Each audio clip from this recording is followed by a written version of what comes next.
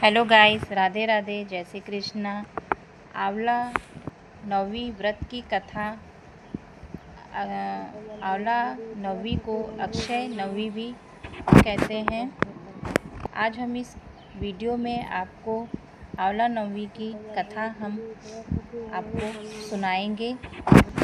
अक्षय तिथि नवमी को एक पौराणिक कथा काफ़ी प्रचलित है, जिसके अनुसार दक्षिण में स्थित विष्णु कांची राज्य के एक राजा जयसेन थे। इनके इकलौते पुत्र का नाम मुकुंद देव था। एक बार जंगल में शिकार खेलने के दौरान राजकुमार के मुकुंद देव की नज़र व्यापारी कनकाधिप की पुत्री किशोरी पर पड़ी। मुकुंद देव उसे देखते ही मोहित हो गए और उससे विवाह की इच्छा प्रकट की। राजकुमारी को किशोरी ने बताया कि उसके भाग्य में पति का सुख नहीं है और विवाह में मंडप में बिजली गिरने से उसके वर की तत्काल मृत्यु हो जाएगी। इस बात को जानने के बाद भी मुकुंद देव विवाह के प्रस्ताव पर अडिग रहे। मुकुंद देव ने अपने आराध्य देव से सूर्य और किशोरी ने भगवान शंकर की आराधना की। भगवान शंकर ने किशोरी से सूर्य की आराधना करने को कहा। भगवान शंकर की कहे अनुसार किशोरी गंगा तट पर सूर्य आराधना करने लगी। तभी विलोपी नामक दैत्य किशोरी पर झपटा। ये देखकर सूर्य देव ने उसे वही भस्म कर दिया। किशोरी के आराधना से प्रसन्न होकर सूर्य देव ने किशोरी से कहा कि कार्तिक माह में शुक्ल पक्ष की नवमी को आंवले के वृक्ष के नीचे विवाह मंडप बनाकर मुकुंद देव से विवाह कर लो। जब दोनों इस प्रकार विवाह करने लगेंगे तो अचानक से बादल गिर आए और बिजली चमकने लगेगी। जैसे ही आकाश से बिजली मंडप पे और गिरेगी, वैसे आंवला के उसे रोक लिएगा। इसके बाद से ही आंवले के वृक्ष की पूजा की जाने लगी। अब हम आपको दूसरी कथा बताएंगे, आंवले नवमी की कथा। कहा जाता है कि आंवले के पेड़ की पूजा और उसके नीचे भोजन करने की परंपरा माता लक्ष्मी ने प्रारंभ की थी। एक बार माता लक्ष्मी ने पृथ्वी पर भ्रमण के लिए आई। चलते चलते उनके मन में इच्छा हुई कि हे भगवान विष्णु और भगवान शिव दोनों एक साथ ही पूजा करें। लेकिन यह सोचकर असमंजस में पड़ गई कि आखिर दोनों एक साथ पूजा कैसे संभव है। तभी उन्होंने ध्यान आया कि तुलसी जो भगवान विष्णु को प्रिय है और बेलपत्र जो भगवान शिव को प्रिय है, इन दोनों का गुण एक साथ आंवले के वृक्ष में पाया जाता है।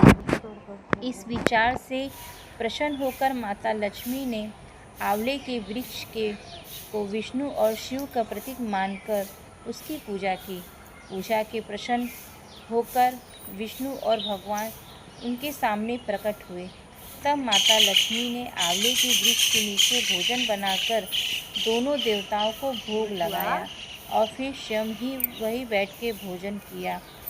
आंवले की पूजा 8 मिनट और भोजन करने की परंपरा चली आ रही है।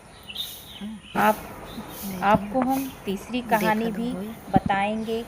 अक्षय नवमी की कथा में प्राचीन काल में एक काशी नाम के एक नगर में एक वैश्य दंपत्ति रहता था जो निसंतान था। उसके धन संपत्ति खूब थी, लेकिन संतान नहीं होने के कारण दंपत्ति बहुत दुखी रहते थे। एक दिन वैश्य की पत्नी को उसकी एक पड़ोसन ने कहा, अगर किसी बच्चे की बलि दे दे तो उसे संतान प्राप्त होगी। इस पर उसके एक कन्या व कुएं धकेल दिया। इसके बाद कन्या की मृत्यु हो गई और वह उसकी पत्नी दंपत्ति को सताने लगी।